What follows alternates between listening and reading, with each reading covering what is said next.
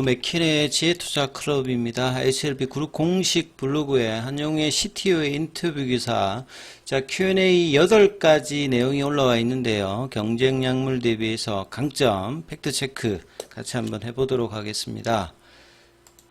자, HLB 그룹 공식 블로그입니다. 기획 기사로 신약 개발 전문가가 말하는 리보세라니까 캄리리주마 병용 치료의 경쟁력 관련되는 부분 내용입니다. 현재 미국에서는 4개의 신약이 간암 1차 치료제로 사용되고 있다. 요거는 이제 바이엘의 이제 소라페닙과 일본의 에자이의 렘바티닙, 그 다음에 2020년대 로슈의 아바스틴과 이제 티센트리, 2022년도에 이 아스트라제네카의 임핀지 이미도 관련되는 부분, 요 4가지가 1차 치료제로 사용되고 있는 상황이죠. 많은 분들이 경쟁 약물 대비해서 리보세라니까 캄리리주마의 경쟁력에 대해서 궁금해하고 있다. 자, 오늘은 CTO라고 하는 말은 이제 어떤 역할을 하냐면 기본적으로 이제 연구소 쪽이나 R&D 쪽을 하는 이제 분인데요. 이걸 가지고 그냥 연구만 하는 것이 아니라 어떻게 이제 시장성을 갖추면서 경영에도 활용할 수 있는 것을 이제 다루는 거니까 이 신약 개발 회사 쪽에서 CTO는 상당히 중요하다라고 봐야 됩니다. 그리고 이제 키 오피니언이 역할을 이제 그간에 해왔던 부분이고, 그러니까 한용의 생명과학 대표 이번에 이제 주총을 통해서 HLB 쪽으로도 이제 사내이사 쪽으로도 이제 등기로 선임이 이제 예정되어 있는 건데요. 중요한 시점에 인터뷰 영상은 상당히 좀 의미 있다라고 봐야 되겠죠. 그래서 경력을 좀 보면 서울대에서 약학 박사 학위 취득, 미국 이제 국립보건원에서 연구원으로 활동한 경력이 있습니다. 그리고 빅파마인 브리스톨 마이어스 케어에서 12년간 상임연구원을 했습니다. 그러니까 브리스톨 마이어스 케어는 이제 옵티보 여보에 관련되는 부분 항암제 명가거든요. 그러니까 항암제 명가가 이제 스위스의 로슈, 영국의 아스트라제네카, 그 다음에 이제 브리스톨 마이어스 케어, 이렇게 산오피 쪽도 있고 있습니다만 여기가 전통적인 강자라고 보시면 됩니다. 여기에서 이제 시형 간염, 당뇨병, 혈전증 치료제 다양한 이제 글로벌 혁신신약 개발 승인 과정에 참여했던 신약 전문가이다. 그래서 객관적인 입장에서 팩트 중심으로 내용, 그래서 해당 영상의 풀 버전은 공식 유튜브 채널에 업로드될 예정이다. 그래서 거기에도 이제 나와 있는 내용들을 하나씩 살펴보면 총 8가지의 이제 Q&A가 있습니다. 먼저 이제 질문하고 답변하는 내용인데요. 간암 1차 치료제 경쟁 약물은 어떤 게 있나요? 그러면 이제 여기에서 이제 바로 이제 한용의 CTO가 간암 치료제 시장에서 이제 가장 중요한 게 1차 치료제로 NCCN에도 이제 등재되어 있고 지금 표준 치료제로 형태로 가장 점유율이 높은 게 로슈의 이 베바시주만, 그러니까 아바스틴하고 티센트릭이거든요. 그러니까 요건 항체 치료제로 배제표와 관련되는 부분이고, 요 이제 티센트릭 관련되는 부분은 PD에론 관련되는 부분에 면역 항암제입니다. 여기가 점유율이 가장 높고 여기가 가장 이제 중요한 부분이고, 그 뒤에 이제 2022년도에 허가받은 아스트라제네카의 그 더발유맘 트레몰리문약, 그러니까 이미도 임주도 관련되는 부분이죠. 그래서 이제 로슈의 제품이 중단율 관련되는 출혈 관련되는 문제가 있어가지고 아스트라제네카의 점유율이 상당히 많이 올라가 있는 부분이죠. 그 다음에 최근 이제 유럽에서 허가받은 브리스톨 마이어스 케어의 옵티보 여보에 관련되는 부분. 그러니까 병용이라도 이제 조합은 다 달라요. 항암제에서 이제 병용 관련해서 면역 항암제끼리 하는 경우도 있고, 면역 항암제와 세포독성 항암제, 면역 항암제와 표적 항암제. 그 다음에, 삼중병용도 있고, 여러 가지가 있죠. 그래서, 로슈 제품하고, 리보세라니까 캄리리주마의 차이점은, 리보세라님은 같은 신생혈 억제제입니다. 요거는 항체 치료제고, 요거는 이제 티로신키나제 억제제. 저분자 함물질 형태고요. 캄리리주마 같은 경우에는 키트루다 옵티보하고 같은 PD1 계열이고요. 이게 아테졸리주마, 티센트릭 같은 경우는 이제 PD에론 관련되는 부분이고, 그래서 요렇게 좀 차이가 있고요. 옵티보 여보이 같은 경우에는 하나는 이제 PD1 계열이고, 이필리무먼 같은 여보이 같은 경우는 CTLA4 관련되는 부분이거든요. 그러니까 아스트라제네카하고 브리스톨 마이어스 케어는 이제 둘 다 이제 면역 항암제 관련되는 부분이고, 여기는 이제 스트라이드 요법으로 이제 독성이 강한 그 이미더 같은 경우는 먼저 한번 하고, 임핀지를 이제 뭐 반복하는 형태 요렇게 이제 되어 있다. 이렇게 좀 병용이라도 차별성이 좀 있다. 이렇게 좀 보시면 될 것 같고요. 그 이야기를 처음에 뭐 했고, 그래서 이 약물들이 다 경쟁 상대입니다. 예, 다 이제 빅파마의 어떤 제품하고 이제 경쟁을 하는 어떤 구도가 이제 승인이 되면 뭐 하는 내용을 이제 첫 번째 질문에 했고요. 그 다음에 간암 1차 치료제에서 병용요법이 대세인가요? 간암 1차 치료제는 이제 본래는 그 바이엘의 이제 소라페닙하고 그 다음에 이제 에자이의 렘바티닉 관련되는 부분, 이게 둘 다 이제 티로신키나즈 억제제거든요. 그러니까 리보세라믹하고 다른 것은 여기는 이제 멀티타켓 형태로 하기 때문에 신생혈관 억제제라고 하는 게 말 그대로 신생혈관이 나오는 것을 만들어지는 것을 억제하다 보니까 여기에 이제 본래 이제 표적항암제는 부작용이 없는 걸로 이제 알려져 있습니다만 실제서 보니까 부작용이 생기더라. 그래서 부작용 관련되는 부분에서 대표적으로 뭐 고혈압이라든지 수족 증후군이라든지 이런 것들이 이제 신생혈관 억제제에서는 당연히 많이 따라오는 거고, 소라페닙이 이게 가하다 보니까 렘바티닙은 이 부작용을 많이 이제 줄여서 그 OS 값은 좀 비혈등 관련되는 부분입니다. 부작용을 줄였기 때문에 지금 렘바티닉 같은 경우에도 전체 적응증 합하면 뭐 2, 3주 정도를 지금 에자이에서는 팔고 있는 부분이고, 그리고 면역항암제가 나오면서 이제 2022년도에 이제 등장하면서 기존에 이제 표적항암제가 했던 OS 값의 항상보다도 훨씬 이제 로슈 제품이 나오면서 높아갔기 때문에 2020년도를 기점으로 해가지고는 이 병용 관련되는 부분들이 표준 형태로 지금 이제 매출이라든지 이런 부분들을 점유하고 있다. 그래서 이제 그 부분들이 이제 대세다. 이렇게 이야기하고 있는 거죠. 그래서 로슈 제품, 그 다음에 이제 아스트라제네카 제품, 그 다음에 리보세니카 캄넬주맘, 그 다음에 옵디보이보 다 이제 병용이죠. 그래서 근데 조합은 다 다르다. 그래서 리보세니카 캄넬주맘 같은 경우가 표적항암제에서 티로신키나제 억제제와 면역항암제 조합은 또 처음 있는 거예요. 예, 요런 형태는 요렇게 일단 보시면 되겠고요. 그 다음에 이제 세 번째 질문이 간암 1차 치료제 약물들과 비교해서 리보세라인과 캄넬리주맙의 경쟁력은 어떤 거냐? 베스트 인 클래스를 지향하면서 진행하니까 허가 과정에서도 이제 기존 약물 대비해서 부작용이 적다든지 아니면 이제 약효가 좋다든지 이런 부분들이 이제 허가 과정에서도 중요하고, 나중에 이제 허가 이후에 상용화 되었을 때 매출단에서도 이 부분들이 굉장히 중요한 어떤 포인트라고 봐야 되겠죠. 그래서 간암 1차 치료제에서 가장 중요한 것은 키오피니언들이 가장 이야기하는 것은 일단 OS 값입니다. 그래서 왜냐하면 간암 1차 치료제의 치료군에 해당되는 환자들의 5년 생존율 자체가 7% 정도밖에 안 돼요. 요게 이제 뭐 전체적으로는 많이 올라왔습니다만 보통 이제 진행성 환자들을 대상으로 하기 때문에 치료를 하지 않으면 사망 확률이 굉장히 높은 어떤 부분이니까 OS 값의 중요도가 가장 높습니다. 그렇기 때문에 이 OS 값의 어떤 중간값을 이야기했을 때 로슈 제품이 19.2개월이잖아요. 그 다음 리보세니카 캄넬주맙이 23.8개월이니까 거의 뭐 가장 높기 때문에 이게 뭐 어떤 것보다도 경쟁력이 높다라고 이제 팩트로 보는 거기 때문에, 그리고 이제 이런 부분들을 FDA도 지금 이제 규제 과정, 그러니까 허가 과정에서 리뷰 과정에서도 한 번도 이 부분을 지금 다르게 이야기한 적이 없거든요. 그리고 이런 부분들이 에즈모 1차 가이드라인에 등재될 만큼 이 부분들은 상당히 중요한 부분이고 가장 중요한 경쟁력입니다. 역대 최장이라는 게 단순하게 보시면 안 되고요. 특히나 간암에서는 뭐 1개월, 2개월, 3개월 느리는 것이 다른 어떤 암보다도 어렵다라고 보셔야 되기 때문에 23.8개월로 업데이트되어서 리서브미션 했던 어떤 부분들이 가장 큰 장점이다. 이렇게 보셔야 됩니다.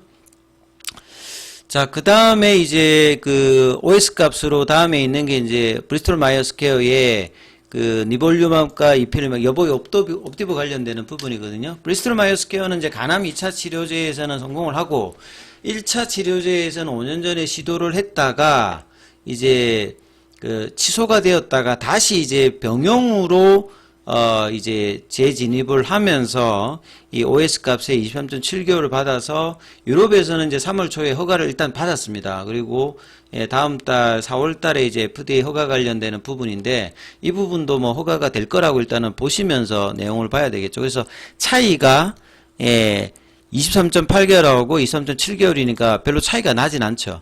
그리고 이제 여러분들이 이제 이런 어떤 임상 데이터를 볼 때 가장 중요한 게 직접적인 비교가 아니기 때문에 이걸 이제 헤드 투 헤드라고 하거든요.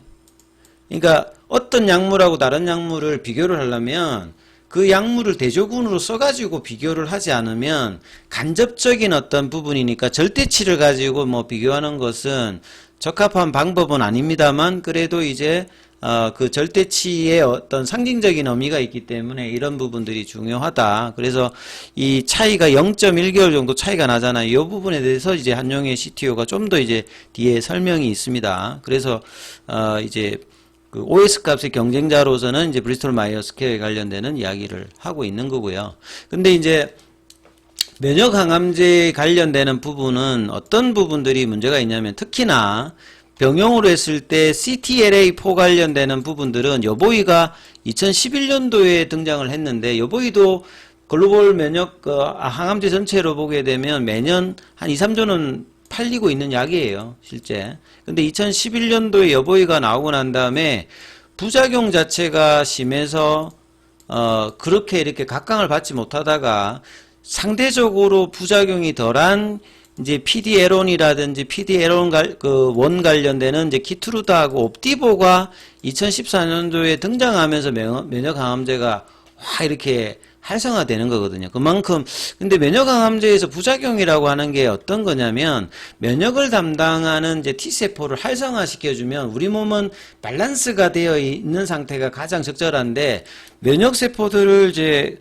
억제제가 되었던 것들을 활성화시켜 주게 되면 여기에서 사이토카인이 많이 방출이 됩니다. 그러면 이게 다른 장기에 붙어서 염증을 유발해서 이제 뭐 손상을 일으킨다든지 그래서 이제 면역항암제의 부작용은 단순한 것이 아니라 어떤 장기에 붙어서 무슨 염으로 나타나요. 간에 붙으면 이게 간염이 되는 거고 뇌에 붙으면 뭐 뇌염이 되는 거고 이런 식으로 되기 때문에 이런 부분들이 동시다발적으로 여러 장기에 하면 그게 이제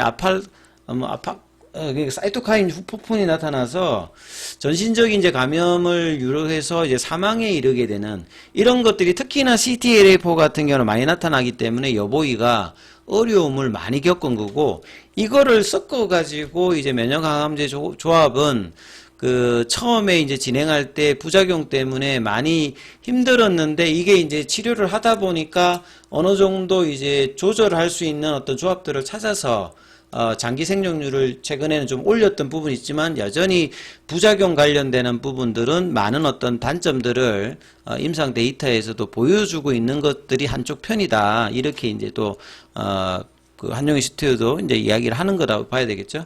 그 다음에 이제 질문이 약물 방광기. 방광기는 뭐냐면 약물이 몸 안에 들어가면 그대로 있는 게 아니라 체내에서 이제 이 부분들이 약효가 이제 줄어드는 어떤 시기고 이 시기가 얼만큼 되느냐. 그러니까 방광기가 긴 약물이 있으면 약효가 계속 이제 반영을 하는 거고요. 이제 방광기가 짧게 되게 되면 다시 약을 이제 넣어줘야 되는 거죠. 그러니까 우리가 보통 이제 알약 같은 거 먹을 때 하루에 3번 뭐 아침 저녁 이렇게 먹으라면 그 방광기에 따라서 하는 거죠. 그러니까 방광기가 긴 것은 뭐 일주일 한 달에 한 번씩 처방하기도 하죠. 약에 따라서 방광기 관련되는 부분이 있는데 부작용이라고 하는 측면에서 보게 되면 이 방광기가 만약에 길면 대응이 안 될 수도 있겠죠. 그래서 간암 1차 치료제에서 약물 방광기 관련되는 부분을 부작용 측면에서 본다라고 하면 로슈 제품은 베바시주막 같은 경우는 아바스틴이니까 항체 치료제니까 방광기가 20일입니다. 그러니까 항체 치료제는 뭐 이게 주기 자체가 뭐 한 달에 한 번 맞는다든지 이런 식이니까 방광기가 긴 거죠, 기본적으로. 그 다음에 이 아테졸리주막 같은 경우도 면역항암제고 여기도 이제 항체 쪽을 이용하는 거기 때문에 기본적으로 방광기가 깁니다. 약물의 어떤 속성상. 그 다음에 아스트라제네카도 다 면역항암제잖아요. 그러니까 다 길죠. 근데 리보세라기 같은 경우에는 경구용 치료제이고 저분자 함물질입니다. 그러니까 당연히 방광기가 짧습니다. 방광기가 짧죠. 그러니까 이제 복약을 할 때 이제 이런 주기가 있기 때문에 부작용이 발생했을 때는 다른 약물은 이제 처리하는 게 어려움이 있겠습니다만 리보세라님은 11시간이니까 부작용 나면 이제 대응이 상대적으로 빠르겠고, 상대적으로 캄넬리주막 같은 경우에도 다른 어떤 이제 PD-1 관련되는 부분의 면역항암제에 비해서는 굉장히 짧죠. 그래서 부작용이 나타나면 간암 같은 경우에는 이제 출혈이라고 하는 게 부작용이 생기면 이게 그냥 단순한 게 아니라 사망으로 연결되거든요. 그러니까 약을 중단할 수밖에 없는 상황인데 이게 영향을 계속 주잖아요. 그러니까 이런 어떤 로슈 제품이니까 뭐 12개월 안에 중단율이 77% 되는 게 단순한 부작용이 아니다. 그러니까 부작용이 굉장히 예민한 게 간세포암의 어떤 특징이거든요. 그러니까 그런 정도를 본다라고 하면 이 약물 방광기에서 이 리보세라기와 캄넬리주맙은 상당히 이제 경쟁력을 또 갖춘다라고 봐야 되겠죠. 그 다음에 생존기간 23.7개월, 23.8개월 아까 말씀드렸습니다만 헤드 투 헤드가 아니니까 직접적으로 얘가 좋다, 얘가 나쁘다 이렇게 비교는 할 수 없지만 간접적으로 이제 데이터가 나와 있으니까 이게 이제 상당히 이제 많이 이제 거론이 되는 부분이니까 여기에 대해서 이제 설명을 하는 겁니다. 직접적으로 비교하려면 만약에 이제 정말 하려면 이제 브리스톨 마이어스 케어와 이걸 같이 이제 대조군을 놓고 해서 데이터를 빼면 됩니다. 이제 뭐 메타 분석을 한다든지 합니다만 일단 지금은 그렇지 없으니까 둘을 이제 비교를 하는 거죠. 그래서 간암 1차 치료제의 어떤 비교를 했을 때 우리가 이제 임상 데이터와 실제 리얼월드 데이터의 차이점은 뭐냐면 리얼월드 데이터는 그 약이 나왔을 때 그 모든 환자들한테 이제 뭐 라벨에 어긋나지 않으면 다 쓰이잖아요. 그러니까 굉장히 강범위한 게 리얼월드 데이터고 임상은 그 약의 안전성과 유효성을 보여주기 위해서 임상의 어떤 환자군을 모집할 때 그 코호트군을 정하죠.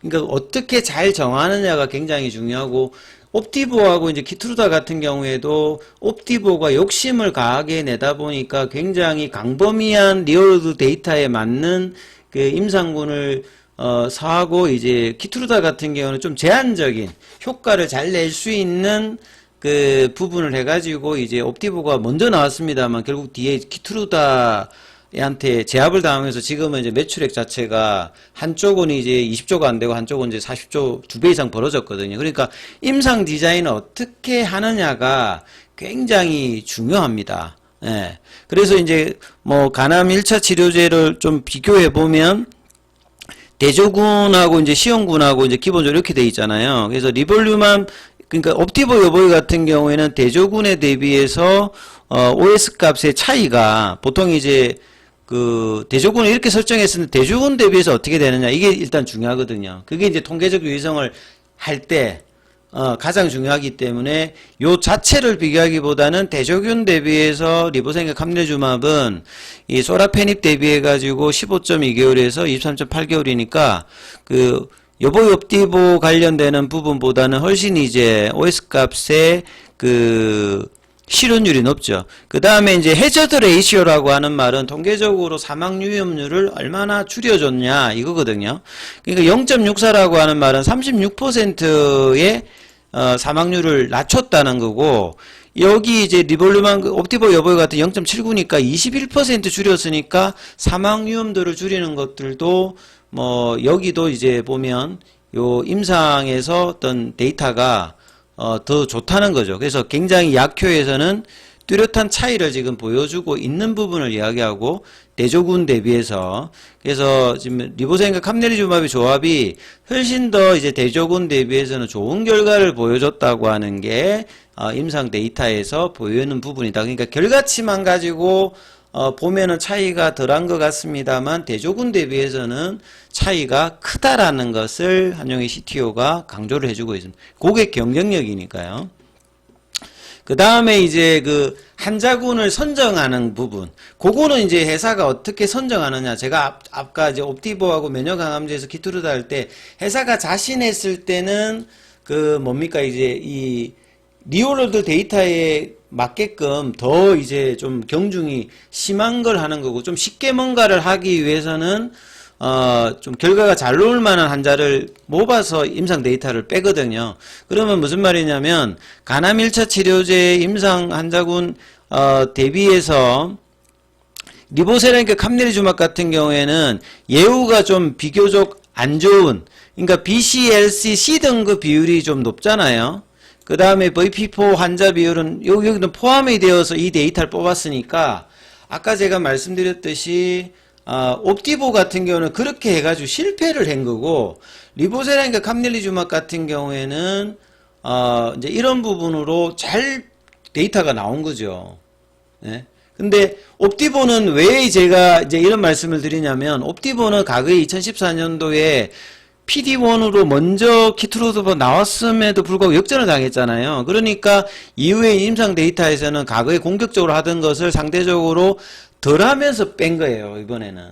그죠? 그 차이가 있다는 것을 리보세렌 캄넬리주맙은 더한 환경에서도 이제 뺀 데이터니까 이 데이터가 차이가 있다는 걸 지금 이야기하는 거죠. 그러니까 옵티보는 과거에 이런 어떤 실패 사례가 있기 때문에 상대적으로 조금 이제 가한 어떤 예우가 있는 것들을 제한적으로 사용해서 데이터를 뺐다. 이렇게 이제 이해를 하시면 될 것 같고요. 그 다음에 이제, 다음 이제 Q&A에서 중증 이상의 부작용 비율이 높은데, 안전성 문제는 뭐가 있느냐, 이제 이걸 물어본 거거든요. 그리고 이제 보시면 이 설명도 중요하다고 봐야 되는데요. 간암 1차 치료제의 부작용에서는 신생혈관 억제제들은 다 공통적인 부작용이 혈관 자체가 생기는 걸 막기 때문에 이 부분이 딱 암세포에만 적용되는 게 아니라 다른 정상세포에도 영향을 준단 말이에요. 그러니까 이제 이런 부분에 영향을 주는 게 대표적인 게 고혈압이고, 수족증후군이, 그러니까 뭐 아바스틴도 그렇고 그 소라페닙도 그렇고 렘바티닙도 다 나타납니다. 근데 이게 멀티타켓 했을 때는 굉장히 심하게 나타나는 거고요. 그나마 리보세라기 같은 싱글 타켓 형태고 나타나기 때문에 이게 덜한 거예요. 예. 그래서 간암 1차 치료제 임상 부작용에서 옵티보 여보이 같은 경우는 3등급 이상이 이 정도고, 리보세렌 캄넬리주맙은 더 많이 나왔다. 근데 많았는데 대부분이 고혈압이다. 고혈압은 그냥 고혈압 약 먹으면 되잖아요.